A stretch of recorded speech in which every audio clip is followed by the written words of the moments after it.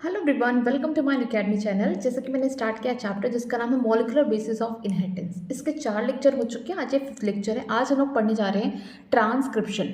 हमने देखा था रेप्लिकेशन कैसे हुआ, आज हम लोग पढ़ने जा रहे हैं ट्रांसक्रिप्शन। सेंट्रल डॉग्मा में क्या था कि डीएनए से डीएनए अगर बन रहा है उसे हम क्या बोलेंगे, उसे बोलेंगे रेप्लिकेशन। ठीक है। और इस कंडीशन में क्या होता है, डीएनए के दोनों ही स्ट्रैंड एज ए टेम्पलेट काम करते हैं। लेकिन जब डीएनए से mRNA बनेगा उस प्रोसेस को हम क्या बोलते हैं, ट्रांसक्रिप्शन। ठीक है, उसे क्या बोलते हैं, ट्रांसक्रिप्शन। ट्रांसक्रिप्शन में क्या होता है, डीएनए का एक ही स्ट्रैंड से mRNA बनेगा, दोनों स्ट्रैंड इसके टेम्पलेट की तरह काम नहीं करेंगे। तो बस आज हम लोग यही पढ़ने जा रहे हैं कि किस तरीके से ट्रांसक्रिप्शन प्रोकैरियोट्स में होता है और यूकैरियोट्स में होता है। तो चलिए स्टार्ट करते हैं। पहले लिख लीजिए, जो ट्रांसक्रिप्शन होता है ये इसका भी जो डायरेक्शन होता है 5 प्राइम टू 3 प्राइम होता है। जैसा कि हमने देखा था रेप्लिकेशन में कि जो न्यूली सिंथेसिस हमारा स्ट्रैंड था रेप्लिकेशन में वो भी कैसा था, 5 टू 3 प्राइम था। ठीक है।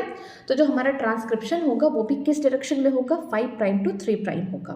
तो चलिए स्टार्ट करते हैं, इसको पढ़ते हैं ट्रांसक्रिप्शन के बारे में। The process of copying the genetic information from one strand of the DNA into the RNA is termed as the transcription। बोला जा रहा है कि एक ऐसा प्रोसेस जिसमें जो जेनेटिक इन्फॉर्मेशन है डीएनए का किसी एक स्ट्रैंड का, देखिए वहाँ पे लिखा गया है कि one strand of the DNA ये क्या कर रहा है, आरएनए को बना रहा है, उस प्रोसेस को हम क्या बोलते हैं, ट्रांसक्रिप्शन बोलते हैं। Here also the principle of the complementary governed the process of transcription। Exception दिया गया है, adenosine complement now so form their base pair with uracil instead of the thymine. ठीक है, अगर हम आरएनए की बात करते हैं तो आरएनए में कोई भी थायमिन नहीं प्रेजेंट होता, उसकी जगह कौन प्रेजेंट होता है, यूरेसिल। और यूरेसिल का क्या नाम है दूसरा, 5 मिथाइल थायमिन। ठीक है। तो हम बोल सकते हैं कि जो आरएनए है इसमें भी कॉम्प्लीमेंट्री वाला वही गेम चलता है कि एडेनिन जो होगा अब यहाँ पे यूरेसिल के साथ डबल बॉन्ड बनाएगा। जैसा कि डीएनए में देखते थे कि एडेनिन जो डबल हाइड्रोजन बॉन्डिंग थायमिन के साथ बनाता था, अब आरएनए में एडेनिन क्या करेगा, यूरेसिल के साथ यहाँ पे डबल हाइड्रोजन बॉन्डिंग बनाएगा। क्यों? क्योंकि यहाँ पे क्या प्रेजेंट है, यूरेसिल प्रेजेंट है। कहाँ, किसकी जगह पे, थायमिन की जगह पे। आगे देखते हैं। हाउएवर, जैसा कि हम जानते हैं, unlike the process of the replication which one said that total DNA of an organism get duplicated in transcription, only one segment of DNA and the only one strand is copied into RNA। very important line। जैसा कि हम जानते हैं कि जो replication process होता है उसमें डीएनए के दोनों स्ट्रैंड क्या करते हैं, as a template as a parental DNA काम करते हैं, जिसकी वजह से यहाँ पे दोनों डीएनए के स्ट्रैंड क्या करते हैं, डुप्लीकेट करते हैं, रेप्लिकेट करते हैं, मीन्स रेप्लिकेशन होता है दोनों स्ट्रैंड के।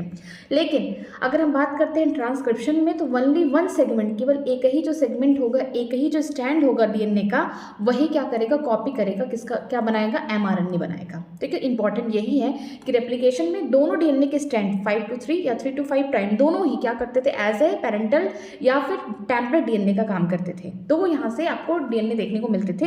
बट इन ट्रांसक्रिप्शन की बात करते हैं तो सिर्फ एक ही जो स्ट्रैंड है डीएनए का वही क्या बनाएगा, आरएनए बनाएगा। आगे देखते हैं। This necessitates defining the boundary that would be demarcate the region that the strand of DNA that would be described। ठीक है, यहाँ पे हमको ये देखने को मिलेगा कि किस तरीके से एक स्ट्रैंड जो डीएनए का है वो आगे चल के ट्रांसक्राइब्ड हो रहा है, मीन्स एमआरएनए बना रहा है। चलिए देखते हैं। यहाँ पे एक क्वेश्चन पूछा गया, सिंपल सा क्वेश्चन है कि why both the strand are not copy during the transcription has been a simple answer. क्यों दोनों स्ट्रैंड जो डीएनए के हैं वो कॉपी क्यों नहीं कर रहा। फॉर एग्जांपल चलिए हम लोग यहाँ पे एग्जांपल खुद से बनाते हैं, ये हाइपोथेटिकल है। देखिए यहाँ पे एक हो गया 5 to 3 प्राइम, दूसरा हो गया 3 to 5 प्राइम। आपको पढ़ने तो आता है ना कि किसी एक जगह से इफ रेफरेंस पॉइंट एक मान रहे हैं यहाँ पे तो 5 to 3 हो गया और यहाँ पे 3 to 5 हो गया। अगर आप इधर से पढ़ रहे हैं, ठीक है, तो ये क्या हो गया, 3 to 5 प्राइम हो गया और ये 5 to 3 प्राइम हो गया। तो मैं यहाँ से रेफरेंस पॉइंट लेती हूँ जिसकी वजह से ये क्या होगा, 5 to 3 प्राइम होगा। मैं यहाँ पे एरो मेंशन करती हूँ और यहाँ पे क्या होगा, 3 to 5, मतलब कि यहाँ पे होगा। ठीक है, नेक्स्ट डायरेक्शन में। तो यहाँ पे देखिए एक हाइपोथेटिकल हम लोग बनाते हैं। ये हमारा डीएनए है, ठीक है, ये हम डीएनए बना रहे हैं, ATCGCC। ठीक है, ऐसा मैंने हाइपोथेटिकल दिया। डीएनए में यहाँ पे क्या होगा, एडनोसिन थाइमिन के साथ डबल बॉन्ड बना रहा है, थाइमिन एडनिन के साथ, साइटोसिन ट्रिपल बॉन्ड किसके साथ बनाएगा, ग्वानिन के साथ, ग्वानिन ट्रिपल बॉन्ड बनाएगा साइटोसिन के साथ। यहाँ पे साइटोसिन है तो यहाँ पे ग्वानिन के साथ ट्रिपल बॉन्ड बना रहे। ये हमने हाइपोथेटिकली एक डीएनए लिया है। ठीक है। अगर मान लीजिए डीएनए के दोनों ही, फॉर एग्जांपल मैं ऐसे ले रही हूँ एग्जांपल के थ्रू कि अगर मान लीजिए डीएनए, ये हमारा डीएनए क्या कर रहा है, दोनों ही इसके स्ट्रैंड क्या बना रहे हैं, आगे चल के mRNA बना रहे हैं। सपोज करिए दोनों स्ट्रैंड, ठीक है, 3 to 5 प्राइम, ठीक है, और यहाँ 5 से 3।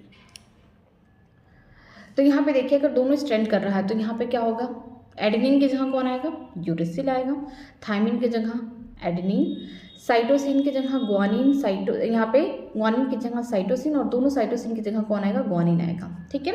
अगर मैं मानती हूँ कि दोनों स्ट्रैंड डीएनए के क्या कर रहे हैं, ट्रांसक्राइब्ड हो रहे हैं, मीन्स ट्रांसक्रिप्शन कर रहे हैं, उस केस में क्या होता है, यूरेसिल से कौन डबल बॉन्ड बना रहा है यहाँ पे, एडेनिन, एडेनिन से डबल बॉन्ड यूरेसिल, ग्वानिन से ट्रिपल बॉन्ड कौन बनाएगा, साइटोसिन, और हमारे साइटोसिन से ट्रिपल बॉन्ड कौन बना रहा है, ग्वानिन, और यहाँ पे देख रहे हैं ग्वानिन के साथ कौन कर रहा है ट्रिपल बॉन्ड, साइटोसिन, ग्वानिन के साथ ट्रिपल बॉन्ड साइटोसिन। ठीक है, ये हमारा क्या है, डीएनए है, और ये हमारा एमआरएनए। फॉर एग्जांपल मैंने सोचा है कि यहाँ पे दोनों ही, अगर मैं डीएनए के दोनों ही स्ट्रैंड को क्या कर रही हूँ, ट्रांसक्राइब कर रही हूँ, एमआरएनए बना रही हूँ, तो उस कंडीशन में क्या देखने को मिलेगा, देखिए एडेनिन है, यहाँ पे यूरेसिल आ गया, थाइमिन है, यहाँ पे एडेनिन आ गया, सब कुछ यहाँ पे क्या है डिफरेंट, यहाँ पे थाइमिन है तो यहाँ पे एडेनिन है, यहाँ पे एडेनिन, यहाँ यूरेसिल, सब क्या है अलग अलग है।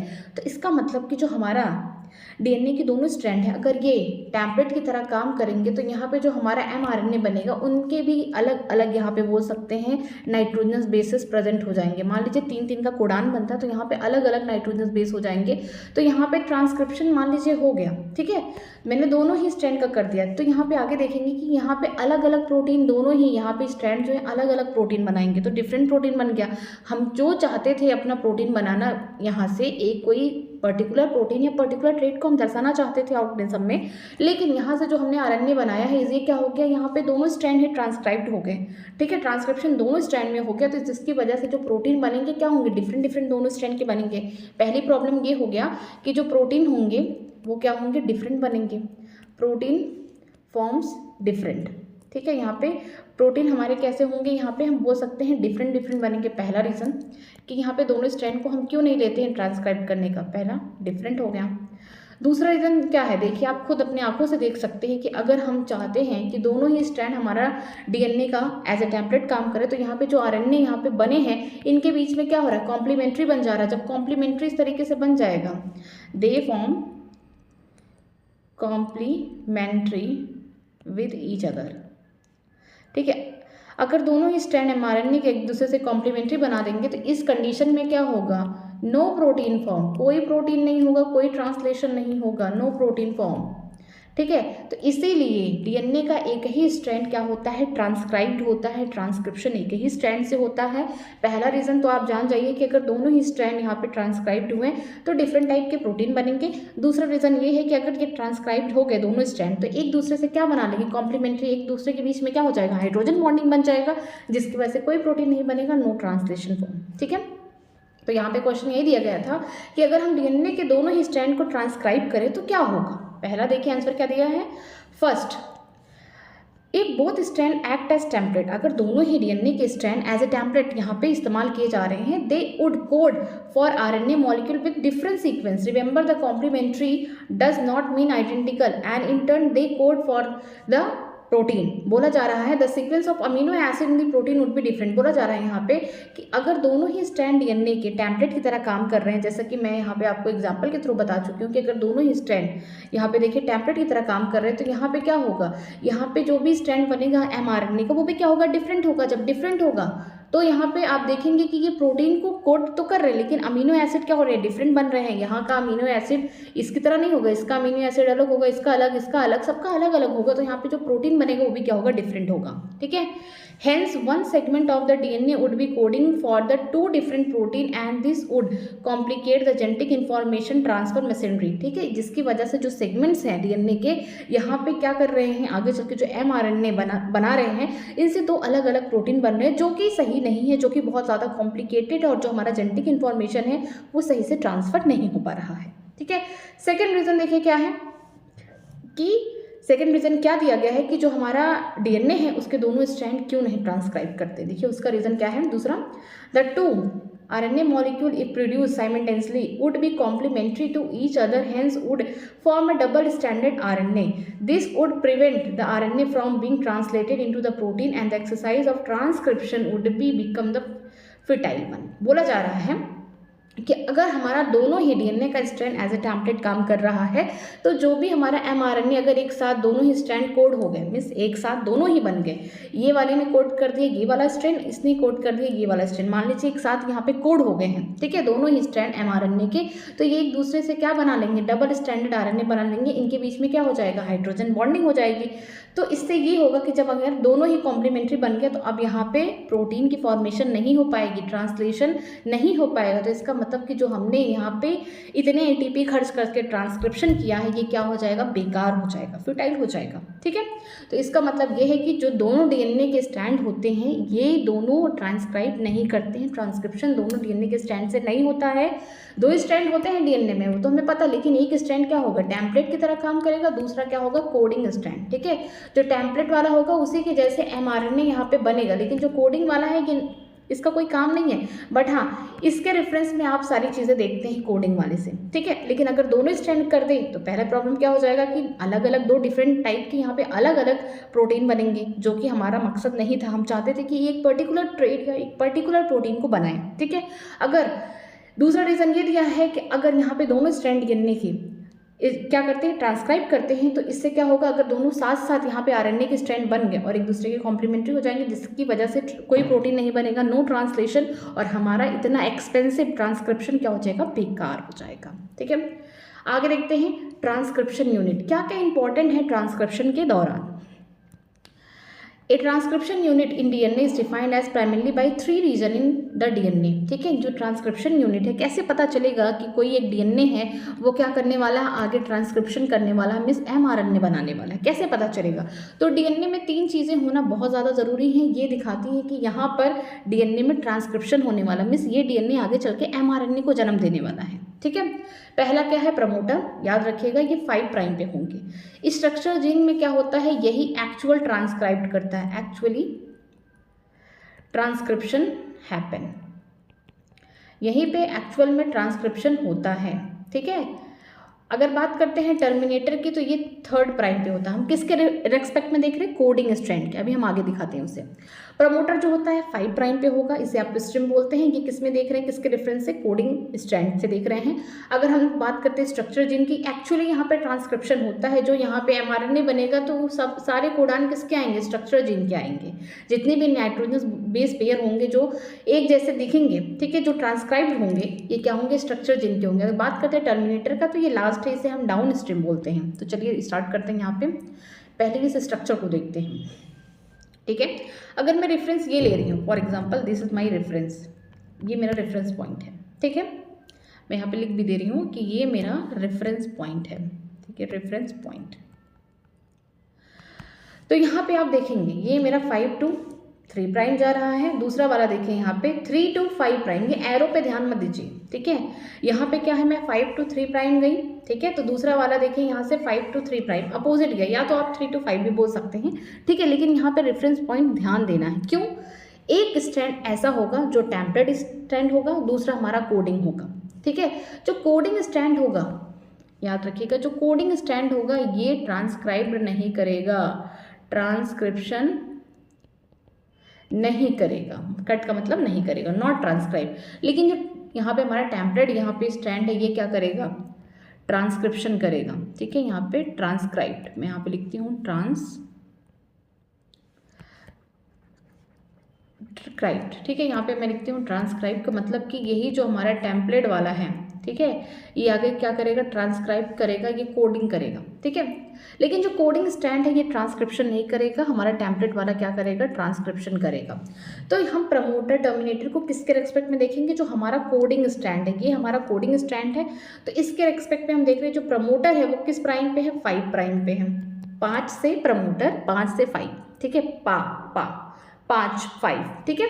अगर टर्मिनेटर की बात करते हैं 3 तो ये कहाँ पे है, टर्मिनेटर ये 3rd प्राइम पे है। किसके रेस्पेक्ट में देख रहे हैं, कोडिंग स्ट्रैंड के देख रहे हैं। ये हमारा, हम कोडिंग स्ट्रैंड को क्या बोल सकते हैं, इसे हम बोल सकते हैं सेंस स्ट्रैंड, क्यों बोल रहे हैं? क्योंकि अभी जो mRNA बनेगा एकदम same to same coding strand के जैसा रहेगा, बस जो हमारे कोडिंग स्ट्रैंड में जहाँ जहाँ थाइमिन होंगे वैसे वैसे हमारे mRNA में वहाँ वहाँ यूरेसिल होंगे, बाकी सारे नाइट्रोजन बेस सेम होने वाले हैं। ठीक है, अगर हम बात करते हैं टेम्परेट स्ट्रैंड का, इसको क्या बोलेंगे? नॉन सेंस या एंटी सेंस, जो भी बोल सकते हैं, नॉन सेंस स्ट्रेन। ठीक है,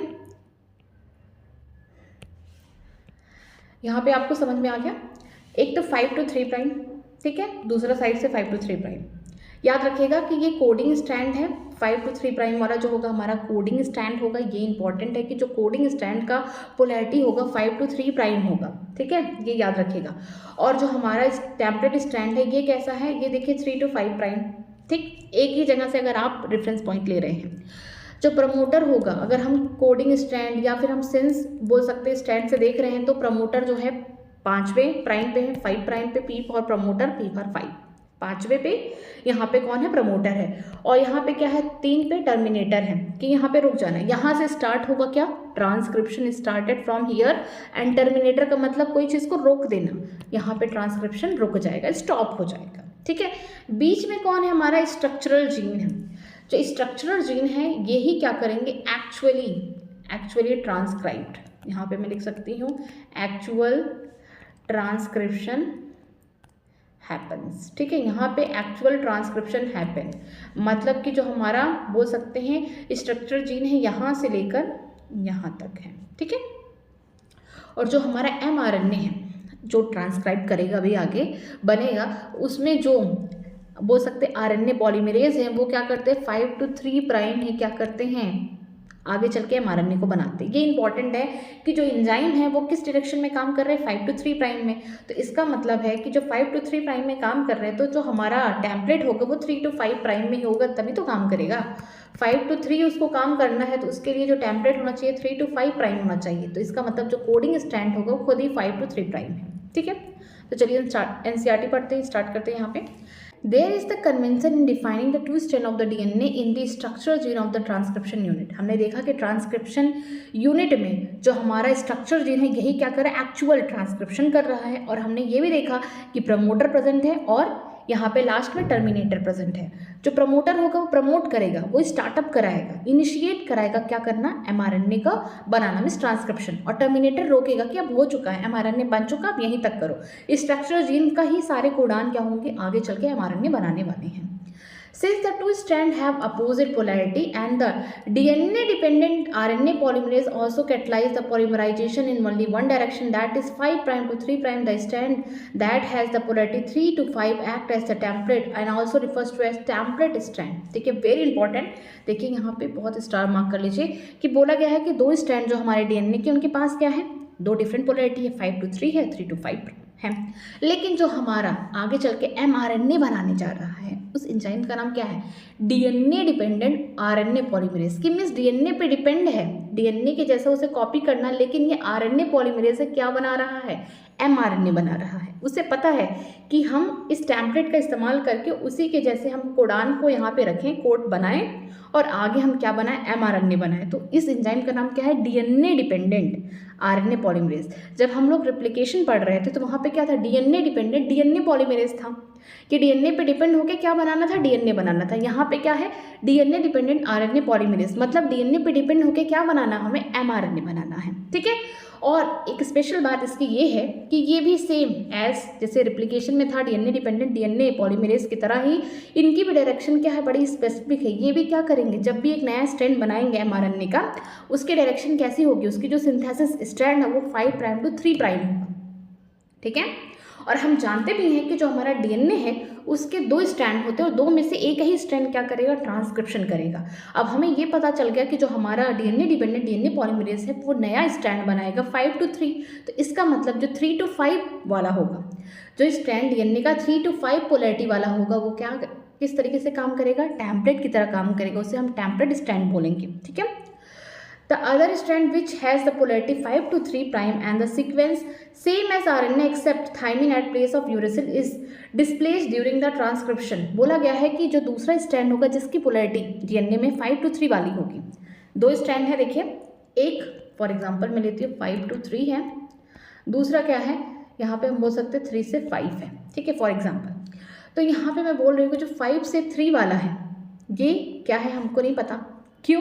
क्योंकि अभी हम बात कर रहे हैं 3 to 5 वाले की बात कर रहे हैं। क्यों बात कर रहे हैं? क्योंकि जो हमारा डीएनए डिपेंडेंट आरएनए पॉलीमरेज है ये काम किस डायरेक्शन में कर रहा है, जब नया एमआरएनए बनाएगा उसमें जो प्राइमर लगाएगा 5 to 3 ये सिंथेसिस करना है। तो उसके लिए वो वाला डीएनए का स्ट्रैंड चाहिए जिसमें 3 to 5 वाला हो प्राइम। तो इसका मतलब जो 3 to 5 वाला प्राइम है ये क्या है, हमारा टेम्पलेट स्ट्रैंड है, ठीक है। ये हमारा क्या है, इसको लिख लीजिए टेम्पलेट स्ट्रैंड है, ठीक है। लेकिन अगर हम बात करते हैं जो दूसरा सीक्वेंस है डीएनए का 5 to 3 प्राइम वाला, वो क्या है? अगर हम बात करते हैं जो दूसरा स्ट्रैंड है 5 to 3 प्राइम, उसके जैसा सेम हमारा एमआरएनए बनने वाला है, क्योंकि वो 3 to 5 प्राइम पे होगा। बट एक ही डिफरेंस होगा कि जहाँ जहाँ थाइमिन होगा, ठीक है, डीएनए में जो कोडिंग वाला स्ट्रैंड है, मान लीजिए 5 to 3 वाला प्राइम, इसे हम क्या बोलते हैं, इसे हम बोलते हैं कोडिंग स्ट्रैंड, ठीक है। ये कोड तो नहीं करेगा, लेकिन जो एमआरएनए यहाँ बनने वाला है, ठीक है, जो यहाँ पे हमारा एमआरएनए बनने वाला है वो एकदम सेम होगा, किसके जैसा, कोडिंग स्ट्रैंड के जैसा। बट यहाँ पे क्या प्रॉब्लम होगी, जहाँ जहाँ यहाँ पे थाइमिन प्रेजेंट होगा वहाँ वहाँ हमारे एमआरएनए में यूरेसिल प्रेजेंट होगा। मान लीजिए थाइमिन यहाँ प्रेजेंट है कोडिंग स्ट्रैंड में, तो वहाँ वहाँ यूरेसिल प्रेजेंट हो जाएगा। बाकी सारे जितने भी नाइट्रोजन बेसिस है सेम टू सेम होंगे कोडिंग स्ट्रैंड के जैसे। लेकिन यहाँ पे टेम्पलेट कौन काम कर रहा है, 3 to 5 प्राइम वाला, ठीक है। आगे देखते हैं स्ट्रेंजली दिस स्ट्रैंड, ठीक है। हम किस स्ट्रैंड की बात कर रहे हैं, ठीक है, जो हमारे लिए थोड़ा सा सरप्राइजिंग है वो है 5 प्राइम to 3 प्राइम वाला जो डीएनए का स्ट्रैंड है, उसके बारे में बात करते हैं। Which do not code anything, it refers to as the coding strand, जो कुछ भी कोड नहीं कर रहा है, ठीक है। डीएनए का वो स्ट्रैंड जो कुछ भी कोड नहीं कर रहा है, इसका कोई काम नहीं है, ये कुछ भी कोड नहीं कर रहा है, ये ट्रांसक्रिप्शन कर ही नहीं रहा है, लेकिन इसके बावजूद भी इसका नाम क्या हो गया, कोडिंग स्ट्रैंड। थोड़ा सा स्ट्रेंज है। लेकिन अगर हम बात करते हैं 3 to 5 प्राइम वाला, ये क्या है, टेम्पलेट है। और जो हमारा एमआरएनए बनेगा किससे बन रहा है, 3 to 5 प्राइम वाले टेम्पलेट से बन रहा है, क्योंकि हम जानते हैं जो आरएनए है वो 5 to 3 प्राइम में सिंथेसिस होगा, ठीक है। तो जो 5 to 3 प्राइम वाला जो हमारा बोल सकते हैं डीएनए का स्ट्रैंड है वो क्या होगा, कोडिंग होगा। वो सेम होगा एमआरएनए की जैसे, बट डिफरेंस कहाँ देखने को मिलेगा, नाइट्रोजनस बेसिस में। जहाँ जहाँ थाइमिन होगा 5 to 3 प्राइम वाले कोडिंग स्ट्रैंड में, वहाँ वहाँ आपको एमआरएनए में यूरेसिल देखने को मिलेगा। अब देखते हैं आगे। All the reference point while defining A transcription unit is made with the coding strand. जितनी भी रेफरेंस पॉइंट होगा वो हम किसके अकॉर्डिंग देख रहे हैं, सारा का सारा कोडिंग स्ट्रैंड से देखेंगे। जितना भी, चाहे प्रमोटर को देखना हो, टर्मिनेटर को देखना हो, स्ट्रक्चरल चेन के बारे में बात करें, जितने भी रेफरेंस पॉइंट लेंगे हम ट्रांसक्रिप्शन यूनिट में, हम किसके अकॉर्डिंग लेंगे, कोडिंग स्ट्रैंड के अकॉर्डिंग। जैसे आप यहाँ पे स्ट्रक्चर में देख सकते हैं कि 5 to 3 प्राइम है इधर, ठीक है, और दूसरी साइड यहाँ पे 3 to 5 मान लेते हैं, ठीक है। तो आप यहाँ से रेफरेंस पॉइंट किसको ले रहे हैं, 5 to 3 प्राइम वाला जो होगा डीएनए का स्ट्रैंड, उसे हम कोडिंग स्ट्रैंड बोलेंगे या सेंस स्ट्रैंड बोलेंगे, जो ट्रांसक्रिप्शन नहीं करेगा, ठीक है। इसके रेस्पेक्ट में देखेंगे तो जो प्रमोटर होगा वो 5 प्राइम पे होगा और टर्मिनेटर 3 प्राइम पे होगा। किसके रेस्पेक्ट में, कोडिंग स्ट्रैंड के रेस्पेक्ट में। लेकिन जो स्ट्रक्चरल जीन होगा ये एक्चुअल में क्या करेगा, ट्रांसक्रिप्शन करेगा। और जो ट्रांसक्रिप्शन के लिए जो टेम्पलेट का काम करते हैं डीएनए के स्ट्रैंड, वो कौन होंगे, 3 प्राइम to 5 प्राइम वाले होंगे, ठीक है। एक्चुअल में कहाँ हो रहा है ट्रांसक्रिप्शन, स्ट्रक्चरल वाले जीन में हो रहा है, और उनके लिए टेम्पलेट या फिर हम नॉनसेंस स्ट्रैंड किसको बोल रहे हैं, 3 प्राइम to 5 प्राइम वाले डीएनए के स्ट्रैंड को। कोडिंग स्ट्रैंड कौन होगा, 5 to 3 वाला होगा, जो बिल्कुल कोडिंग नहीं कर रहा है, बिल्कुल ट्रांसक्रिप्शन नहीं कर रहा है। बट ये सारे रेफरेंस इससे देखे जा रहे हैं। जो भी एमआरएनए बनेगा वो सेम होगा, कोडिंग स्ट्रैंड के जैसा मिलता जुलता। क्यों? क्योंकि जो टेम्पलेट स्ट्रैंड है कहीं ना कहीं इसके लिए भी तो क्या था, एक कोडिंग ही कर रहा था। जब 2 डीएनए एक जैसे थे तो इनके बीच में जो कॉम्प्लीमेंट्री था वो भी सेम रहा होगा। बट अगर हम बोल रहे हैं कि टेम्पलेट स्ट्रैंड से एक नया एमआरएनए बन रहा है, तो उसमें सिर्फ यही डिफरेंस देखने को मिलेगा कि जहाँ जहाँ कोडिंग स्ट्रैंड में थाइमिन था वहाँ वहाँ हमारे एमआरएनए में यूरेसिल देखने को मिलेगा, ठीक है। आगे देखते हैं, to explain the point as a hypothetical sequence for the transcription unit represented below, ठीक है। बोला गया है कि यहाँ पे एक हाइपोथेटिकल एग्जांपल लिया गया है। एक है टेम्पलेट स्ट्रैंड, ठीक है, इसका क्या है 3 to 5 प्राइम होगा, ये हमारा टेम्पलेट स्ट्रैंड है। और यहाँ पे कोडिंग स्ट्रैंड है जो 5 to 3 प्राइम में। कोडिंग स्ट्रैंड को हम जानते हैं जो कि ट्रांसक्रिप्शन नहीं करेगा, लेकिन सारे रेफरेंस पॉइंट किससे लिए जाएंगे, हमारे कोडिंग स्ट्रैंड से लिए जाएंगे। Can you now right the sequence of RNA transcribe from the above DNA, ठीक है। ये कोई डीएनए का सीक्वेंस दिया गया हाइपोथेटिकली। बोला गया है कि ये वाला जो है 3 to 5 प्राइम वाला हमारा टेम्पलेट की तरह काम कर रहा है, और 5 to 3 वाला प्राइम ये हमारे कोडिंग स्ट्रैंड की तरह काम कर रहा है। तो क्या आप इसका एमआरएनए बना सकते हैं? बिल्कुल बना सकते हैं। कैसे बना सकते हैं, देखिए अगर आप नहीं चाहते इतना बड़ा टेम्पलेट स्टैंड को कोड करना या इसके जैसे कॉम्प्लीमेंट्री बनाना, तो आप क्या करिए, same to same coding strand को वहीं रहने दीजिए। ठीक है, अपना यहाँ पे लिखिए mRNA आप बना रहे हैं। ठीक है, 5 है, 5 लिखिए, जहाँ जहाँ पे थाइमिन है वहाँ वहाँ पे यूरेसिल, जहाँ जहाँ पे थाइमिन वहाँ वहाँ पे यूरेसिल, जहाँ जहाँ पे थाइमिन वहाँ वहाँ पे यूरेसिल, वहाँ वहाँ पे यूरेसिल, वहाँ वहाँ पे यूरेसिल कर दीजिए। ठीक है, और बाकी जो भी नाइट्रोजनस बेस है सेम एज mRNA में होंगे। ठीक है, बहुत ईजी वे है। अगर आपके पास टेम्पलेट स्टैंड और कोडिंग स्टैंड डीएनए के दे दिए गए हैं और उससे आपको mRNA को बनाना है, ट्रांसक्राइब करना है, तो आप टेम्पलेट स्टैंड को वैसे कि वैसे रहने दीजिए। ठीक है, अगर आपको मन करता है तो आप पूरे सीक्वेंस बनाइए, देख कर बनाइए, नो प्रॉब्लम। लेकिन अगर आप चाहते हैं, आपके पास टाइम कम है, तो आप कोडिंग स्टैंड को पकड़िए। सारे रेफरेंस पॉइंट वही लेने वाले हैं, क्योंकि जो भी यहाँ पे टेम्पलेट स्टैंड बनेगा वो क्या होगा, यहाँ से नया जो mRNA बनेगा 5 to 3 प्राइम बनेगा। वो तो हमें पहले से पता है, क्योंकि डीएनए डिपेंडेंट आरएनए पॉलीमरेज क्या करता है, 5 to 3 प्राइम में अपना नया यहाँ पे mRNA बनाता है, इसी डायरेक्शन में बनाता है। तो जो हमारा कोडिंग स्टैंड है उसका भी क्या है, सेम वही है, 5 to 3 प्राइम। बट जहाँ जहाँ पे कोडिंग स्टैंड में थाइमिन है वहाँ वहाँ पे यूरेसिल रखिए, और बाकी जो भी एडनोसिन, यहाँ पे cytosine guanine, adenosine cytosine guanine, adenosine cytosine guanine, जो भी यहाँ पे नाइट्रोजन बेस है सेम टू सेम वैसे रख दीजिए। तो हमारा mRNA यहाँ पे ट्रांसक्राइब हो गया। आगे देखते हैं, the promoter and the terminator flank the structural gene in a transcription unit. जो प्रमोटर होते हैं ये कहाँ होते हैं, 5 प्राइम पे होते हैं, टर्मिनेटर 3 प्राइम पे होते हैं। किसके रेफरेंस में बात कर रही हूँ, कोडिंग स्टैंड के रेफरेंस में बात कर रही हूँ। इनको अगर छोड़ दिया जाए, इनको फ्लैग का मतलब स्किप कर दिया जाए, इनको अगर छोड़ दिया जाए, अगर हम बात करते हैं प्रमोटर और टर्मिनेटर को अगर हम छोड़ दें, इसको खत्म कर दो, इसको छोड़ दो, तो बीच में जो भी बचेगा वही स्ट्रक्चर जिन्हें जो क्या करेगा, एक्चुअल ट्रांसक्रिप्शन करेगा, मीन्स वही ट्रांसक्रिप्शन यूनिट है। आगे देखते हैं, the promoter is said to be located towards the 5 prime end upstream of the structural gene. The reference is made with respect to the polarity of the coding strand. ठीक है, बोला जा रहा है कि जो प्रमोटर है वो कहाँ लोकेटेड है, 5 प्राइम एंड पे है। ठीक है, इसको हम क्या बोल रहे हैं, अपस्ट्रीम बोल रहे हैं, जो कि स्ट्रक्चरल जीन से पहले आ रहा है, और हम किसके रेफरेंस में देख रहे हैं, कोडिंग स्ट्रैंड। देखिए यहाँ पे जो हमारा प्रमोटर है वो कहाँ पे प्रेजेंट है, ये है 5 प्राइम पे। ठीक है, किसके रेस्पेक्ट में देख रहे हैं, कोडिंग स्ट्रैंड से देख रहे हैं, और ये हमारे स्ट्रक्चर जीन से पहले आ रहा है। ठीक है, इसलिए हम इसे अपस्ट्रीम बोलते हैं। आगे देखते हैं, it is a DNA sequence that provide the binding the site of the RNA polymerase and it is the presence of promoter in the transcription unit that also define the template and the coding strand. ठीक है, बहुत important बात बोली गई है promoter के लिए कि डीएनए का वह सीक्वेंस है, प्रमोटर डीएनए का वह सीक्वेंस है जहाँ पर आरएनए पॉलीमरेज आके बाइंड करता है और क्या बनाता है, एमआरएनए की सिंथेसिस करना स्टार्ट करता है। मतलब कि जो आरएनए पॉलीमरेज एंजाइम होगा वो कहाँ आके बाइंड करेगा, कहाँ आके जुड़ेगा, हमारे अपस्ट्रीम या फिर हमारे प्रमोटर में आके जुड़ेगा और यहाँ से स्टार्ट करेगा काम करना, मीन्स mRNA बनाना स्टार्ट करेगा। और हम ये भी बोल सकते हैं कि जो प्रमोटर है ये ट्रांसक्रिप्शन यूनिट को डिफाइन करता है टेम्पलेट या फिर कोडिंग स्ट्रैंड में। ठीक है, नेक्स्ट देखते हैं, bye switching its position with terminator the definition of the coding and the template strand could be reversed। अगर आप यहाँ पे स्विच कर दें, सपोज करिए कि आप 5 प्राइम की जगह यहाँ पे 3 प्राइम ले लें और यहाँ पे 5 प्राइम ले लें कोडिंग स्ट्रैंड का, सपोज करिए। ठीक है, अगर आप 5 प्राइम की जगह 3 प्राइम ले रहे हैं और कोडिंग स्ट्रैंड, ये कोडिंग स्ट्रैंड ही रहने दीजिए, बस आपने क्या किया है, 5 की जगह 3 प्राइम ले रहे हैं और 3 की जगह 5 ले रहे हैं, तो अब प्रमोटर कहाँ हो जाएगा, इधर प्रमोटर हो जाएगा और 3 प्राइम पे यहाँ पे टर्मिनेटर हो जाएगा। तो यहाँ पे क्या हुआ, डायरेक्शन क्या हो गया, रिवर्स हो गया। क्यों, क्योंकि आपने कोडिंग स्टैंड की पोलैरिटी बदल दी।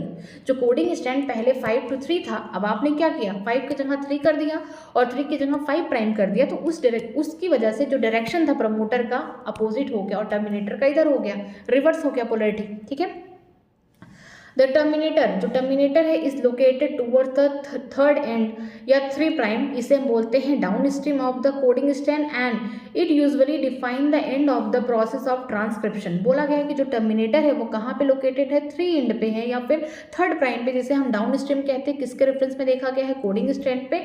ये डिफाइन करता है कि यहाँ पे जो ट्रांसक्रिप्शन का प्रोसेस है एंड हुआ है, खत्म हुआ है। ठीक है, तो यहाँ पे हम लोग एक बार देख लेते हैं, ये देखिए ये कोडिंग स्ट्रैंड है, 5 प्राइम पे देखिए, यहाँ पे 5 प्राइम हम ले रहे हैं, तो यहाँ पे प्रमोटर जहाँ पे ट्रांसक्रिप्शन इनिशिएट हुआ है, शुरू हुआ है, क्योंकि यहाँ पे आरएनए पॉलीमरेज आके प्रमोटर से बाइंड करेगा। अगर हम बात करते हैं टर्मिनेटर की, तो टर्मिनेटर कहाँ है, अगर हम बात करते हैं कोडिंग स्ट्रैंड की तो 3 प्राइम पे है। ठीक है, यहाँ पे क्या हो रहा है, ट्रांसक्रिप्शन खत्म हो रहा है, एंड हो रहा है। ठीक, इसे बोलेंगे प्रमोटर को अपस्ट्रीम। अगर हम टर्मिनेटर की बात करते हैं तो इसे बोलते हैं डाउन स्ट्रीम। ठीक है, नेक्स्ट देखते हैं, there are additional regulatory sequences that may be present further upstream or downstream to promoter. बोला गया कि कुछ और भी एडिशनल रेगुलेटरी सीक्वेंसेस होते हैं, रेगुलेटरी जीन होते हैं जो आगे चल के कहाँ प्रेजेंट होते हैं, अपस्ट्रीम में होते हैं मीन्स प्रमोटर के पास, डाउन स्ट्रीम में भी हो सकते हैं हमारे टर्मिनेटर के पास। ठीक है, Some of the property of these sequence shall be studied while dealing with the regulation of gene expression। हम इनके जो भी सीक्वेंसेस है, जो रेगुलेटरी जीन हैं, जो जीन को रेगुलेट करते हैं, हम इनके बारे में आगे पढ़ेंगे जब हम क्या पढ़ेंगे, रेगुलेशन ऑफ जीन एक्सप्रेशन, इसके बाद के टॉपिक है। ठीक है, आगे देखते हैं transcription unit and the gene. जो ट्रांसक्रिप्शन यूनिट है उनमें कौन कौन से जीन होते हैं, किस तरीके से ट्रांसक्रिप्शन होता है। इतना तो हमें पता चल गया कि जो हमारा डीएनए होता है वो डबल हेलिक है। ठीक है, उसके पास 2 स्ट्रैंड है, ये भी पता चल गया, हमें तो पहले से पता था। ठीक है, हम नई चीज़ क्या जाने हैं कि जो दोनों स्ट्रैंड होते हैं, दोनों स्ट्रैंड कभी भी ट्रांसक्रिप्शन नहीं करते हैं। कोई एक स्ट्रैंड होता है डीएनए का, वो क्या करता है, एमआरएनए बनाता है, वो ट्रांसक्रिप्शन करता है। ठीक है, अब वो ट्रांसक्रिप्शन जब कर रहा है तो ये इंपॉर्टेंट चीज़ ये है कि जब भी यहाँ पे डीएनए डिपेंडेंट आरएनए पॉलीमरेज आएंगी, मीन्स जो आरएनए बना रहा है डीएनए पे डिपेंड होके, डीएनए को देख देख के एमआरएनए जो बना रहा है यहाँ पे डीएनए डिपेंडेंट आरएनए पॉलीमरेज, उसकी डायरेक्शन हमेशा 5 to 3 प्राइम होगी। जो भी एमआरएनए बनेगा उसका जो डायरेक्शन होगा 5 से 3 होगा। तो इसका मतलब डीएनए का वह स्ट्रैंड जिसका 3 to 5 प्राइम होगा वो क्या काम करेगा, टेम्परेट या फिर नॉनसेंस स्ट्रैंड होगा, मीन्स यही आगे चल के क्या करेगा, ट्रांसक्रिप्शन करेगा। लेकिन जो 5 to 3 प्राइम होगा उसे हम कोडिंग स्ट्रैंड कहते हैं, बट ये कोई ट्रांसक्रिप्शन नहीं करेगा। जितने भी पॉइंट होंगे, जितने भी रेफरेंसेस लेंगे हम किससे लेंगे, कोडिंग स्ट्रैंड से लेंगे। ठीक है, अगर हम बात करते हैं कोडिंग स्ट्रैंड, इसकी डायरेक्शन 5 to 3 प्राइम है, तो 5 हम बात करते हैं 5 प्राइम पे हमारा प्रमोटर है जहाँ से इनिशिएशन होता है ट्रांसक्रिप्शन का, शुरुआत होता है। अगर हम बात करते हैं 3 प्राइम पे तो यहाँ पे टर्मिनेटर है जहाँ पे हमारा ट्रांसक्रिप्शन खत्म होता है। बीच में प्रमोटर और बोल सकते हैं प्रमोटर और यहाँ पे टर्मिनेटर के बीच में हमारा कुछ सीक्वेंसेस होता है, उसे हम स्ट्रक्चर जीन बोलते हैं, जिसको एक्चुअली में ट्रांसक्रिप्शन करना है। आगे देखने जा रहे हैं यहाँ पे transcription unit and gene. Gene, अब जीन के बारे में कुछ बातें की गई है। Gene is defined as the functional unit of inheritance. ठीक है, जैसा कि मेंडल कहते थे कि कोई एक स्टेबल चीज़ है जो कि पेरेंट्स से ऑफस्प्रिंग में जा रही बिना चेंज हुए, उसे फैक्टर कह दिया उस समय, लेकिन कुछ सालों बाद हमें पता चला वो कौन है, वो जीन है। इनहेरिटेंस का एक फंक्शनल यूनिट है। अगर कोई चीज़ इनहेरिट हो रही है हेरिडिटरी के फॉर्म में, माता पिता से बच्चों में आ रही है, तो कौन होगा, वो जीन होगा। जीन ही कैरी करेगा सारे ट्रेड्स को। Though there is no ambiguity that the gene located on the DNA, it is difficult to literally define a gene in term of the DNA sequence। बोला जा रहा है कि इस बात पे कोई भी हमें डाउट नहीं होना चाहिए कि जो जीन है वो डीएनए पे लोकेटेड है। हमें इस बात पे कोई डाउट नहीं होना चाहिए, जैसा कि हम पढ़ चुके हैं। और लेकिन ये थोड़ा सा डिफिकल्ट होता है बताना जीन को in term of DNA sequence. ठीक है, The DNA sequence code for the tRNA और rRNA molecule also define the gene। बोला जा रहा है कि ऐसे डीएनए के सीक्वेंस जो कोड कर रहे हैं tRNA means transfer RNA, rRNA जिसे राइबोसोमल आरएनए कहते हैं, molecule also define a gene. ये किसको डिफाइन कर रहे हैं, जीन को। यहाँ पे मैं लिखती हूँ tRNA को क्या बोलते हैं, tRNA जिसको बोलते हैं ट्रांसफर आरएनए, ट्रांसफर आरएनए। और ये कैसे होते हैं, सॉल्युबल आरएनए होते हैं, ये भी लिखना इंपॉर्टेंट है, सॉल्युबल आरएनए। अगर हम बात करते हैं rRNA की, rRNA ये क्या होंगे, राइबोसोमल आरएनए। ये कैसे होते हैं, मोस्ट अबंडेंट, सबसे ज़्यादा यही पाए जाते हैं, मोस्ट अबंडेंट आरएनए। ठीक है, तो यहाँ पे देखते हैं कि बोला गया है कि जो डीएनए के सीक्वेंस हैं, जो tRNA बना रहे हैं, ट्रांसफर आरएनए बना रहे हैं, जो सॉल्युबल आरएनए है, चाहे जो rRNA जिसे हम राइबोसोमल आरएनए बोल रहे हैं, वो बहुत ज़्यादा अबंडेंट है, वो भी क्या डिफाइन कर रहा है, जीन के बारे में डिफाइन कर रहा है। ठीक है, आगे देखते हैं। However by defining the cistron as a segment of DNA coding for polypeptide, the structural gene in the transcription unit could be said to be monocistronic mostly in eukaryotes और polycistronic mostly in bacteria or prokaryotes. बोला जा रहा है कि जब भी हम cistron को डिफाइन करते हैं, सिस्ट्रॉन क्या है, डीएनए का एक छोटा सा सेगमेंट है जो आगे चल के क्या बनाने वाला है, ढेर सारे अमीनो एसिड को जोड़ के पॉलीपेप्टाइड चेन बनाने वाला, मीन्स प्रोटीन की सिंथेसिस करने वाला है। सिस्ट्रॉन क्या है, as a segment of DNA, ये डीएनए का वह सेगमेंट है जो क्या कर रहा है, पॉलीपेप्टाइड बना रहा है, मीन्स ट्रांसलेशन कर रहा है। ठीक है। स्ट्रक्चरल जीन में हम बोल सकते हैं यहाँ पे ट्रांसक्रिप्शन यूनिट या तो मोनोसिस्टोनिक होगा, जहाँ पे सिर्फ एक ही सिस्टोन होगा। किस केस में बात कर रहे हैं हम लोग? यूकेरियोट्स की बात कर रहे हैं कि कोई एक ही यहाँ पे सिस्टोन होगा जो आगे चल के ट्रांसलेशन करने वाला है, ठीक है। अगर हम बात करते हैं मोस्टली बैक्टीरिया या फिर प्रोकैरियोट्स में, वहाँ पे पॉलीसिस्टोनिक देखने को मिलता है कि ढेर सारे डीएनए में सेगमेंट होंगे जो आगे चल के क्या बनाएंगे? पॉलीपेप्टाइड बनाएंगे, प्रोटीन्स बनाएंगे आगे चल के। तो ये बहुत इंपॉर्टेंट है। जो सिस्ट्रॉन है, याद रखिएगा यहाँ पे सामने लिखा है, जो सिस्ट्रॉन है क्या है? डीएनए का वह सेगमेंट है जो आगे चल के पॉलीपेप्टाइड बनाएगा, मीन्स प्रोटीन की फॉर्मेशन करेगा, ठीक है। जो कि स्ट्रक्चर जीन में आपने देखा होगा कि ट्रांसक्रिप्शन होता है स्ट्रक्चर जीन में, और वहाँ पे ही ये प्रेजेंट होता है सिस्ट्रॉन वाला, ठीक है। ये भी याद रखना जरूरी है कि जो डीएनए का सिस्ट्रॉन वाला सेगमेंट है वो कहाँ प्रेजेंट होता है? वो प्रेजेंट होता है स्ट्रक्चरल जीन में प्रेजेंट होता है, क्योंकि आगे यहाँ पे बोल सकते हैं स्ट्रक्चर जीन ही आगे चल के ट्रांसक्रिप्शन करके एमआरएनए बनाएगा। और अगर इन्हीं के पास क्या होगा? सिस्ट्रॉन वाले यहाँ पे सेगमेंट होंगे तो ये आगे चल के पॉलीपेप्टाइड या ट्रांसलेशन करेंगे। तो अगर हम यूकेरियोट्स की बात करते हैं तो एक ही यहाँ पे सिस्ट्रॉन देखने को मिलेगा। अगर हम बात करते हैं बैक्टीरिया फिर प्रोकैरियोट्स की बात करते हैं तो उनके पास ढेर सारे सिस्ट्रॉन होंगे, ढेर सारे हम बोल सकते हैं एमआरएनए से ट्रांसलेशन हो सकता है, प्रोटीन बन सकते हैं।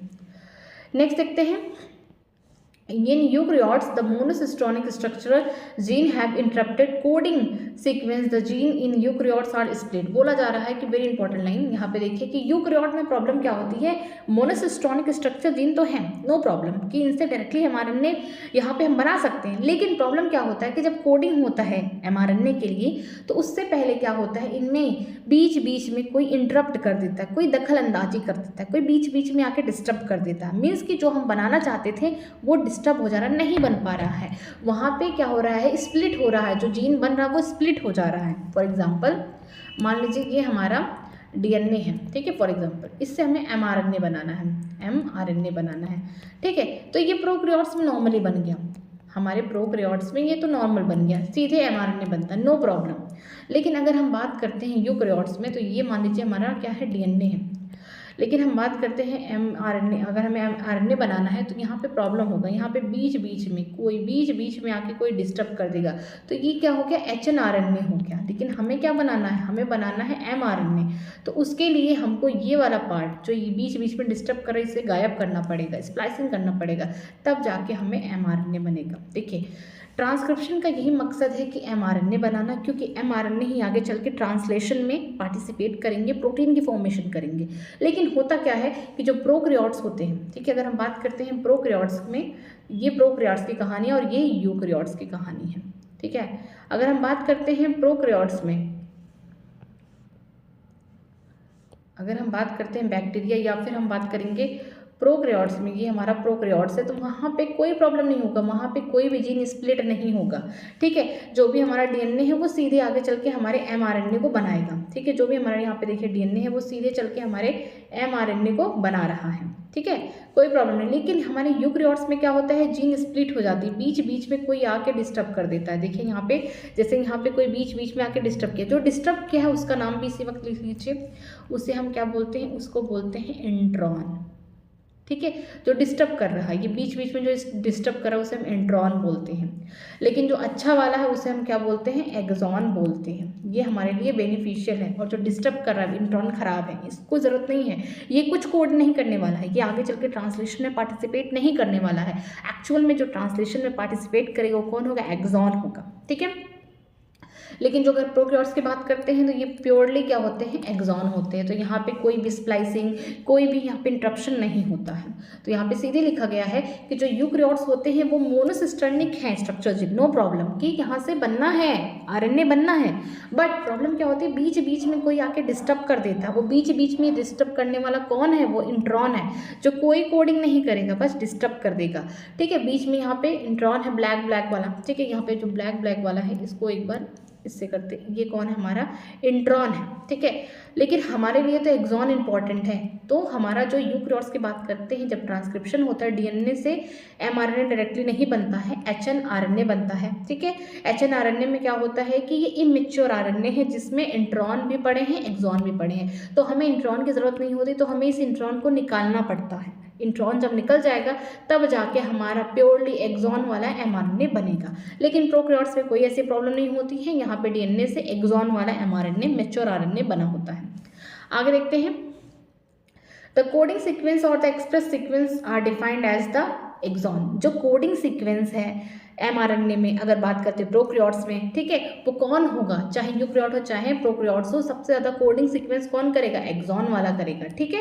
तो जो एक्सॉन वाला है ये अच्छा है हमारे लिए। Exon are said to be those sequences that appear in mature or processed RNA, ठीक है। मैच्योर आरएनए या फिर प्रोसेस आरएनए जो भी बनेंगे ट्रांसक्रिप्शन के बाद, उसमें आपको कौन से सीक्वेंस देखने को मिलेंगे, एक्सॉन वाले देखने को मिलेंगे, क्योंकि यही आगे चल के कोडिंग सीक्वेंस बनाने वाले, यही कोड करने वाले हैं अमीनो एसिड्स को, और आगे चल के ट्रांसलेशन होगा, ठीक है।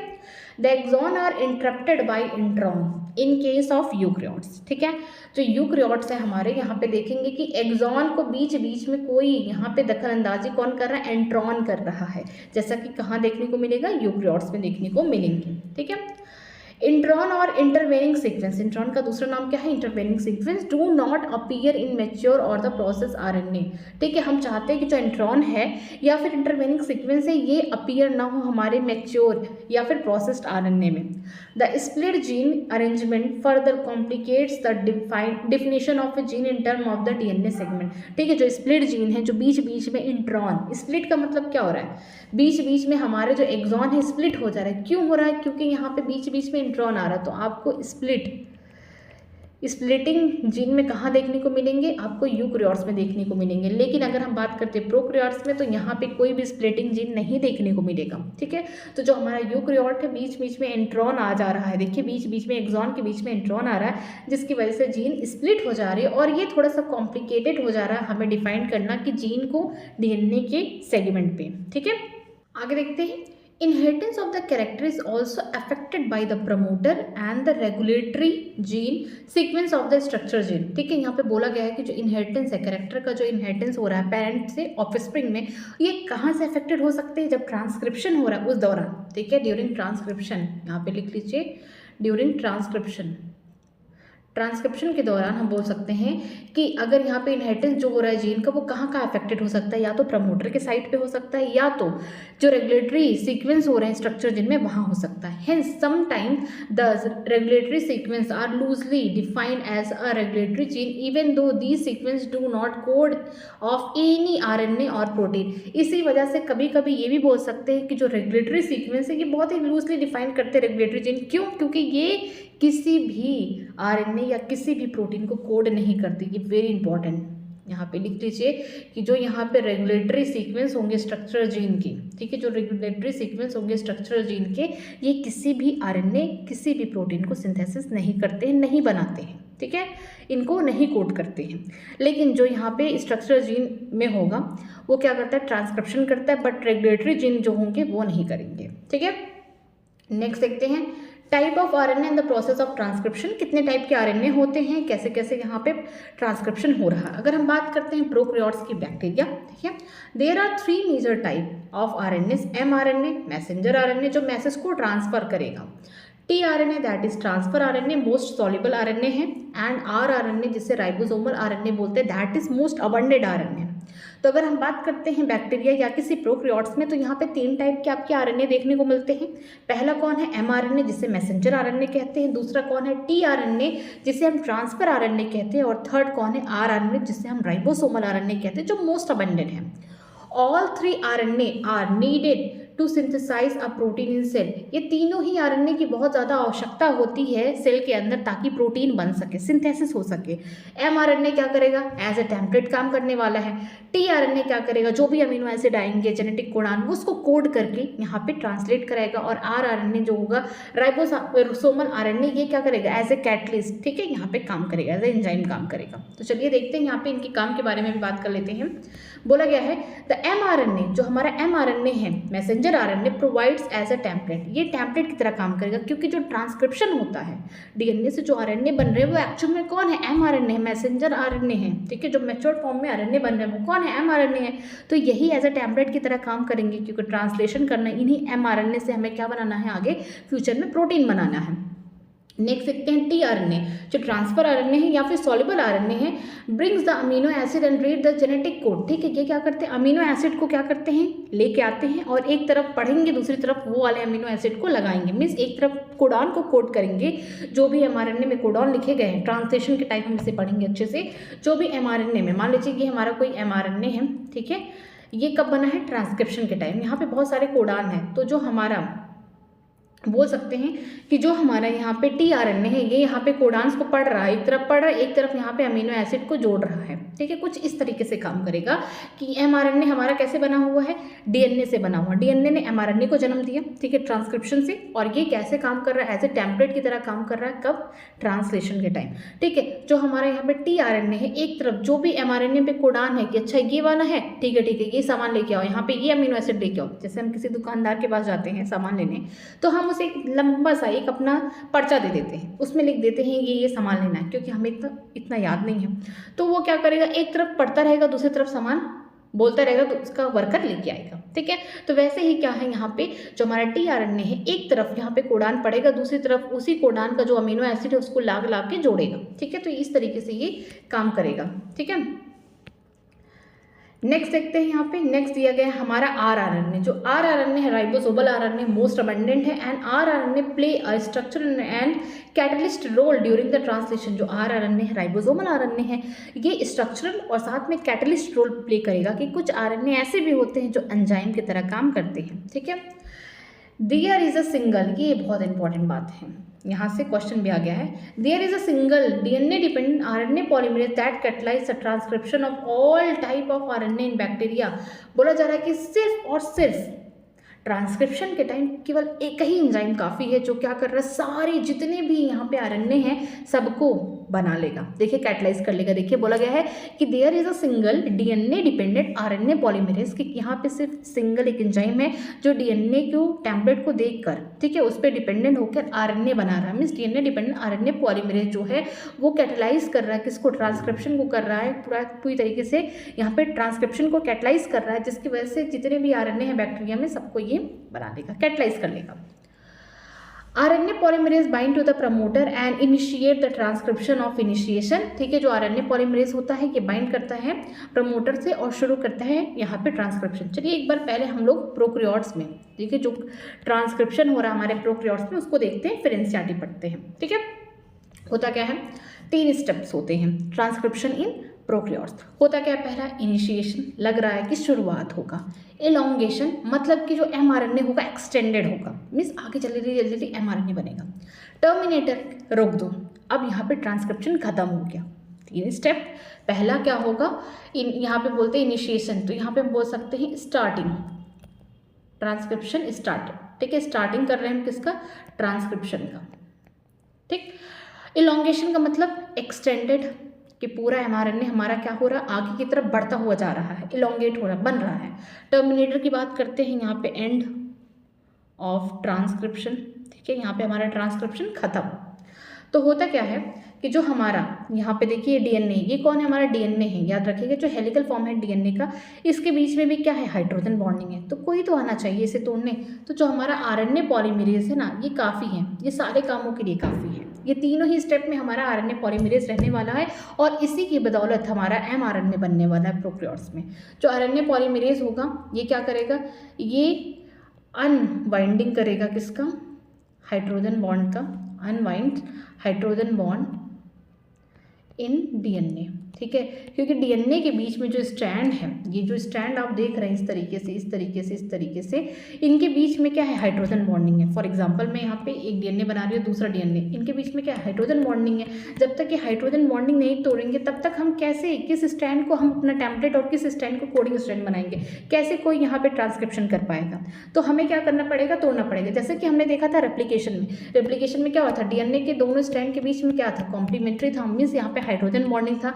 तो हेलिकेज नाम का एंजाइम आता था और क्या करता था, इनके बीच के जो हाइड्रोजन बॉन्ड थे फटाफट फटाफट काटते हुए चला जाता था, मीन्स उनको अलग करते हुए चला जाता था। लेकिन उस केस में क्या होता था, हेलिकेज एंजाइम था रेप्लिकेशन में। लेकिन अगर हम बात करते हैं ट्रांसक्रिप्शन में, तो यहाँ पे आरएनए पॉलीमरेज ही वो एंजाइम है जो क्या कर रहा है, हाइड्रोजन बॉन्डिंग जो हुई है यहाँ पे हमारे डबल हेलिकल डीएनए के बीच में, उनको क्या करेगा, उनको काटता हुआ जाएगा, मीन्स उनको क्या करेगा, अनवाइंड करता हुआ चला जाएगा। ठीक है, अब बात करते हैं यहाँ पे अनवाइंडिंग तो हो चुका है। ठीक है, तो जो प्रमोटर साइट होगा हमारा यही आरएनए पॉलीमरेज सिग्मा फैक्टर के साथ, मतलब हमारा आरएनए पॉलीमरेज सारा काम कर रहा है, खुद जाके यहाँ पे जो डबल स्टैंडर्ड डीएनए के बीच में हाइड्रोजन बॉन्डिंग है उनको भी काट ले रहा है, खुद ही जाके सिग्मा फैक्टर के साथ जुड़ता है। ठीक है, यहाँ पे और यहाँ पे प्रमोटर से बाइंड करके यहाँ पे इनिशिएशन भी करता है, शुरुआत भी करता है कि ट्रांसक्रिप्शन होना है।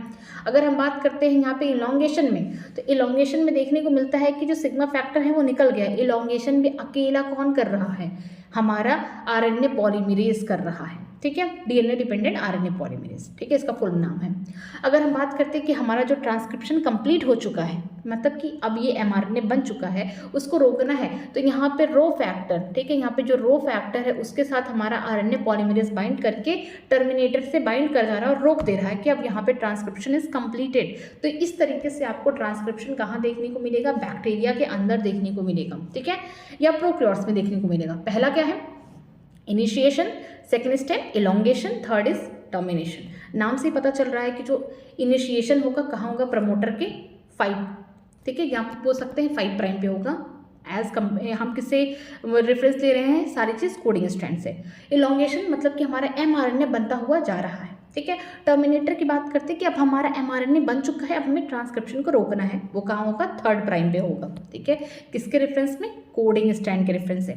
तो यहाँ पे जो हमारा डीएनए वो कैसा डबल हेलिकल स्ट्रक्चर है, जैसा कि होता है। अब हम चाहते हैं यहाँ पे ट्रांसक्रिप्शन करना, तो हमें क्या करना पड़ेगा, दोनों स्ट्रैंड के बीच में जो यहाँ पे हाइड्रोजन बॉन्डिंग है उसे ख़त्म करना पड़ेगा। ख़त्म करने के लिए हमें किसी की मदद लेनी पड़ेगी, वो कौन होगा, डीएनए डिपेंडेंट आरएनए पॉलीमरेज। ये क्या करेगा, जो भी यहाँ पे डीएनए के बीच में डबल बॉन्डिंग यहाँ बनी है, हाइड्रोजन की या ट्रिपल बॉन्डिंग बनी है, उसको क्या करेगा, फटाफट फटाफट काटता हुआ चला जाएगा। ठीक है, इनिशिएशन कैसे होगा, प्रमोटर से जाके बाइंड करेगा हमारा डीएनए डिपेंडेंट आरएनए पॉलीमरेज, किसके साथ, सिग्मा फैक्टर के साथ। याद रखिएगा, सिग्मा फैक्टर के साथ हमारा आरएनए पॉलीमरेज बाइंड करेगा। ठीक है, किससे, प्रमोटर से, ताकि हमारा इनिशिएशन हो सके, पहला स्टेप मीन्स यहाँ पे ट्रांसक्रिप्शन शुरू हो सके। फिर क्या होता है कि जब एक बार ट्रांसक्रिप्शन स्टार्ट हो गया तो ये सिग्मा फैक्टर बाहर निकल आएगा, इसका काम खत्म, इसको क्या करना है, शुरुआत कराना है। ठीक है, ट्रांसक्रिप्शन का। इलॉन्गेशन के टाइम अकेला ही डीएनए डिपेंडेंट आरएनए पॉलीमरेज अकेला ही पूरा ही स्ट्रक्चरल जीन से अपना आरएनए बनाता हुआ आगे चला जाएगा। जब हमारा पूरा आरएनए बन गया तो इसे अब स्टॉप भी तो करना है ट्रांसक्रिप्शन को, तो ये टर्मिनेटर से, जो 3rd प्राइम है, कोडिंग स्ट्रैंड से ले रहे हैं, जो 3rd प्राइम पे टर्मिनेटर है, उससे ये क्या करेगा, आरएनए पॉलीमरेज ये रो फैक्टर से बाइंड कर जाएगा। जब रो फैक्टर से बाइंड करेगा तो हमारा ट्रांसक्रिप्शन रुक जाएगा और हमारा एमआरएनए निकल आएगा। और जो ये ट्रांसक्रिप्शन होते हैं बैक्टीरिया में, याद रखिएगा, ये इनसे डायरेक्टली, यहाँ पे हमको डायरेक्टली एमआरएनए मिलते हैं, डायरेक्टली एमआरएनए फॉर्म्ड। ठीक है, यहाँ पे जो भी होगा, यहाँ पे एक्सॉन प्योरली फॉर्म में प्रेजेंट होंगे, यहाँ पे कोई इंट्रॉन नहीं होगा, कोई स्प्लिट जीन देखने को नहीं मिलेगा। मैं यहाँ पे लिख दे रही हूँ, no split gene form, no split gene form. ठीक है, यहाँ पे कोई भी स्प्लिट जीन नहीं देखने को मिलेगा। तो चलिए स्टार्ट करते हैं। यहाँ पे बोला गया है कि जो आरएनए पॉलीमरेज है वो बाइंड करता है प्रमोटर से, जिसकी वजह से ये इनिशिएट कर रहा है कौन सा स्टेप, इनिशिएशन वाला, मीन्स ट्रांसक्रिप्शन को इनिशिएट शुरू कर रहा है। किससे बाइंड करेगा, याद रखिएगा, सिग्मा फैक्टर से। ठीक है, ये इंपॉर्टेंट है। It uses the nucleoside triphosphate as a substrate, क्योंकि एनर्जी तो चाहिए ही। अगर शुरुआत किया है ट्रांसक्रिप्शन का तो यहाँ पे एनर्जी किससे मिल रहा है, न्यूक्लियोसाइड ट्राइफॉस्फेट, जो कि सबस्ट्रेट की तरह काम कर रहा है। And polymerase in a template depending fashion following the rule of the complementary. ठीक है, और वही सारा कहानी चल रहा है कि जो यहाँ पे हमारा टेम्पलेट है, जो वहाँ पे नाइट्रोजन बेसेस होंगे, तो हमारा जो एमआरएनए यहाँ पे बनेगा उसमें भी वही सेम कॉम्प्लीमेंट्री के फॉर्म में वहाँ पे बेसिस प्रेजेंट होंगे। तो यहाँ पे हमारा जो आरएनए पॉलीमरेज है ये क्या करेगा, प्रमोटर से बाइंड करेगा, किसके साथ, यहाँ पे हम बोल सकते हैं सिग्मा फैक्टर के साथ, ताकि इनिशिएशन प्रोसेस स्टार्ट हो सके, मीन्स ट्रांसक्रिप्शन स्टार्ट हो सके। इसके बाद वो क्या इस्तेमाल करेगा, न्यूक्लियोसाइड ट्राइफॉस्फेट, जो कि सबस्ट्रेट की तरह है आगे, ताकि जो टेम्पलेट हमारा डीएनए का जो टेम्पलेट है उससे जो भी यहाँ पे नाइट्रोजन बेसेस हैं वो एमआरएनए में उसी के अपोजिट या उसी के जैसा कॉम्प्लीमेंट्री बनने लगे। It is somehow also facilitate the opening of the helix, देखिए, एंड कंटिन्यू इलॉन्गेशन। बहुत इंपॉर्टेंट बात और बहुत छिपी हुई बात लिखा गया है किसके बारे में, आरएनए पॉलीमरेज के बारे में सबसे छिपी हुई बात यहाँ पे लिखी गई है।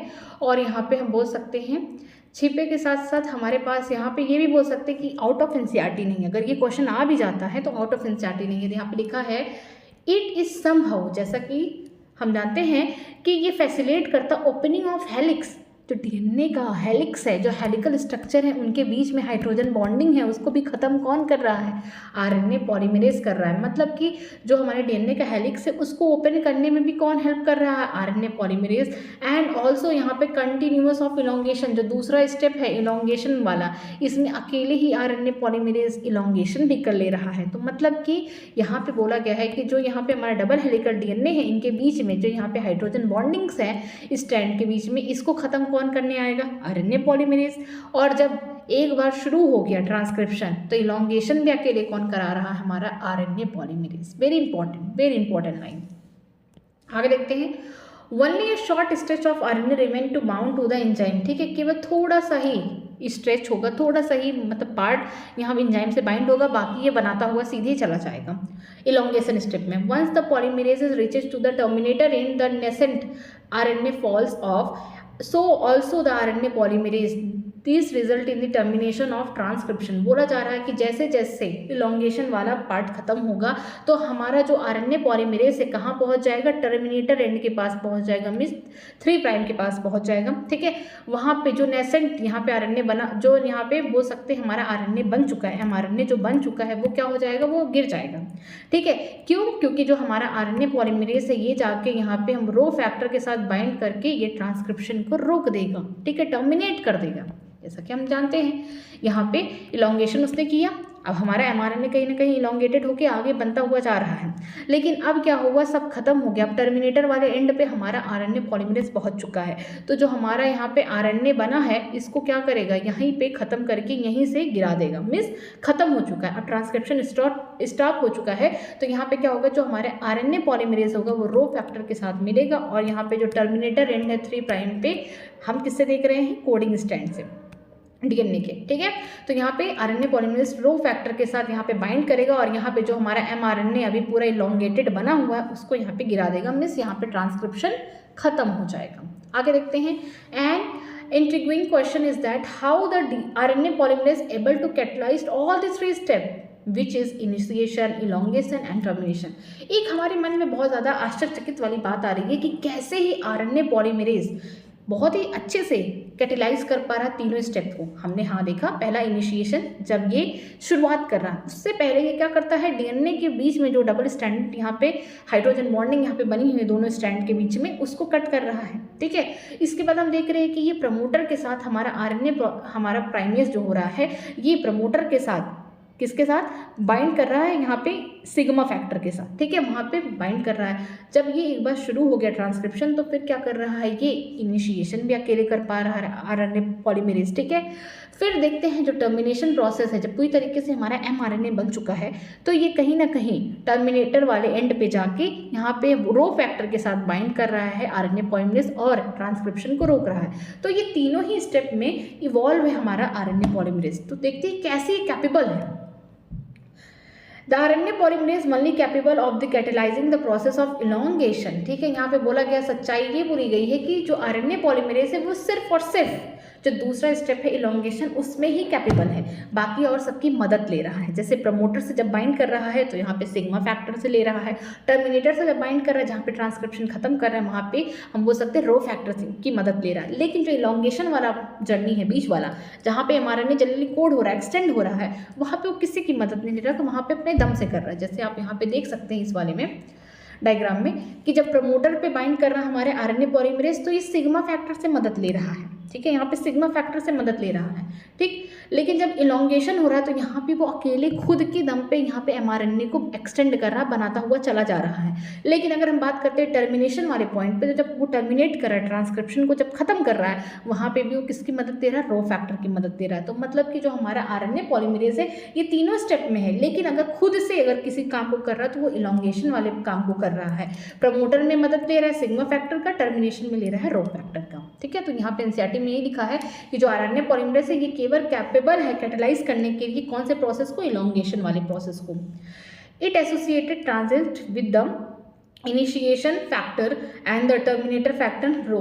ठीक है, यहाँ पे बोला गया है to initiate and terminate the transcription respectively. बोला गया है यहाँ पे कि ये ट्रांजिशन का मतलब होता है थोड़े समय के लिए, शॉर्ट टाइम, शॉर्ट लाइव या शॉर्ट टाइम यहाँ पे बोल सकते हैं, शॉर्ट टाइम के लिए, बहुत थोड़े समय के लिए ये क्या करता है, हमारा जो आरएनए पॉलीमरेज है ये किससे बाइंड करता है, सिग्मा फैक्टर से बाइंड करके यहाँ पे ट्रांसक्रिप्शन को स्टार्ट करता है इनिशिएशन वाले स्टेप में। ठीक है, अगर हम बात करते हैं कि हमारा ट्रांसक्रिप्शन स्टार्ट हुआ है, इनिशिएट हुआ है, तो वहाँ पे किसकी मदद दे रहा है, वो सिग्मा फैक्टर की मदद दे रहा है, कौन, आरएनए पॉलीमरेज। लेकिन अगर हम बात करते हैं कि हमारा ट्रांसक्रिप्शन खत्म हो रहा है, एंड हो रहा है, टर्मिनेट हो रहा है, तो उस कंडीशन में जो हमारा आरएनए पॉलीमरेज है वो किसकी मदद ले रहा है, रो फैक्टर की मदद ले रहा है। ठीक है, और जो बीच वाला स्टेप है इलोंगेशन वो खुद से कर रहा है। तो याद रखिएगा जो 3 स्टेप है, कौन कौन, इनिशिएशन, इलोंगेशन, टर्मिनेशन, तीनों ही स्टेप में हमारा कौन, एक ही एंजाइम है, डीएनए डिपेंडेंट आरएनए पॉलीमरेज है।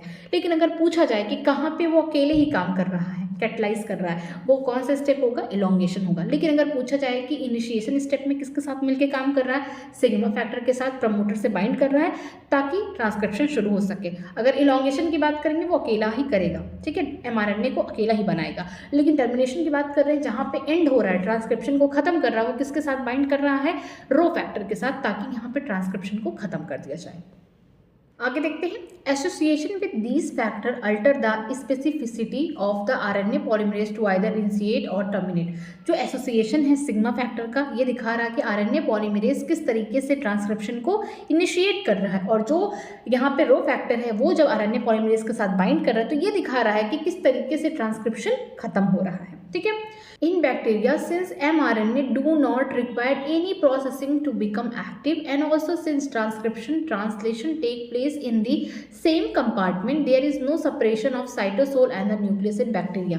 Many times the translation can begin much before the mRNA is fully transcribed. ठीक है, यहाँ पे बोला गया है कि जो हमारा बैक्टीरिया है इसमें एमआरएनए को कोई आगे फर्दर प्रोसेसिंग करने की ज़रूरत नहीं है। क्यों? क्योंकि जो हमारा एमआरएनए है ये पूरी तरीके से एक्टिव फॉर्म में निकलता है। क्यों? क्योंकि यहाँ पे एक्सॉन वाले जीन है, जो एक्सॉन वाले जीन होते हैं यही आगे चल के कोडिंग करते हैं। यहाँ पे कोई स्प्लिट जीन देखने को नहीं मिलता, जिसकी वजह से यहाँ पे लिखा गया जो प्रोकैरियोट्स से जो बैक्टीरिया हैं उनमें जो एमआरएनए होते हैं उन्हें कोई प्रोसेसिंग की ज़रूरत नहीं है, वो जैसे बनते हैं वैसे ही एक्टिव होते हैं, जिसकी वजह से जो ट्रांसक्रिप्शन है और ट्रांसलेशन है दोनों एक ही कंपार्टमेंट में होता है। मीन्स यहाँ पे हम बोल सकते हैं साइटोसोल या साइटोप्लाज्म वहीं पे होता है। ठीक है, कभी कभी ऐसा होता है कि एक तरफ यहाँ पे, फॉर एग्जांपल मैं यहाँ पे बताती हूँ, कभी कभी ऐसा होता है कि यहाँ पे एक तरफ अभी हमारा एमआरएनए बन ही रहा है तो दूसरी तरफ से क्या हो रहा है, यहाँ पे ट्रांसलेशन भी शुरू हो जा रहा है। मतलब कि अभी हमारा पूरी तरीके से एमआरएनए नहीं बन पाया है। ठीक है, यहाँ पे ये पूरी तरीके से बन गया है, लेकिन इस केस में इलोंगेशन के केस में क्या होगा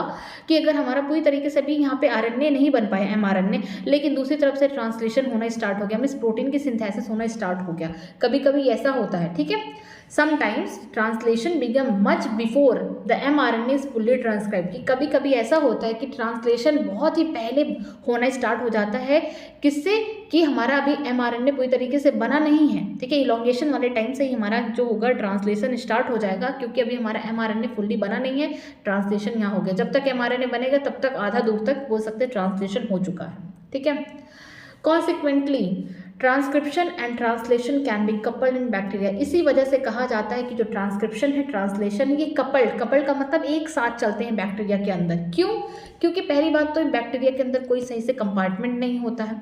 जो ट्रांसक्रिप्शन ट्रांसलेशन होते हैं वो कहाँ हो जाते हैं, साइटोप्लाज्म के अंदर हो जाते हैं। ठीक है, और जो कभी कभी ऐसा भी होता देखने को मिलता है कि इलोंगेशन वाले ही टाइम पे जब एमआरएनए अभी बन ही रहा है उसी के दौरान क्या होता है, ट्रांसलेशन स्टार्ट हो जाता है। अभी एमआरएनए पूरी तरीके से बना नहीं है, लेकिन यहाँ पे ट्रांसलेशन होना स्टार्ट हो रहा है, मीन्स प्रोटीन की सिंथेसिस होना स्टार्ट हो रहा है। जब तक एमआरएनए बनेगा तब तक हम बोल सकते हैं कि ट्रांसलेशन भी खत्म होने वाले एंड पे आ जाएगा।